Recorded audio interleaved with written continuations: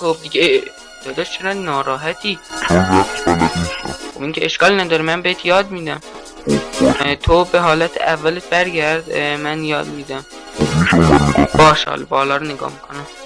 داداش دیگه من نگاه میکنم. خب به حالت اولی خودش برگشته، چه خوب.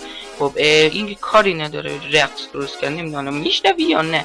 خب اول میریم ما وسایل مورد نیاز رو ور میداریم و میایم پشتش اینجوری درست میکنیم تا بتونه این داداشون برقصه. خب چی جوری؟ اینجوری اینا رو میذاریم دیگه، این بشه این رو داداشمون. این بری شد نشد، این بری که شد، این یکی ها رو هم میزنیم، این پشتی ها رو خراب میکنیم. این پشتش هم که اینجا میشرم میذاریم، یعنی چجوری؟ اینجوری.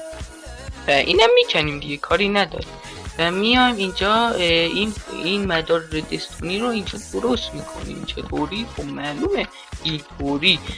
میایم اینا رو اینجا میذاریم و مدار رو توی خونه داداشمون ویلیجر درست کنیم اینا رو.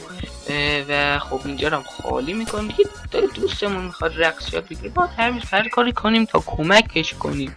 خب میایم اینجا یه ردستون میذاریم اینجا، یه از این ردستون تورچا اینجا و از اینجا رو ردستون میذاریم.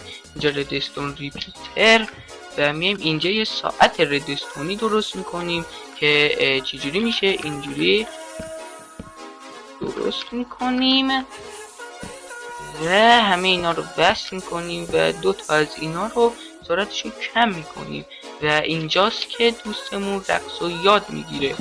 بچه ها یادتون نره این ویدیو رو لایک و ساب کنید و دوستمون رقصش یاد گرفت.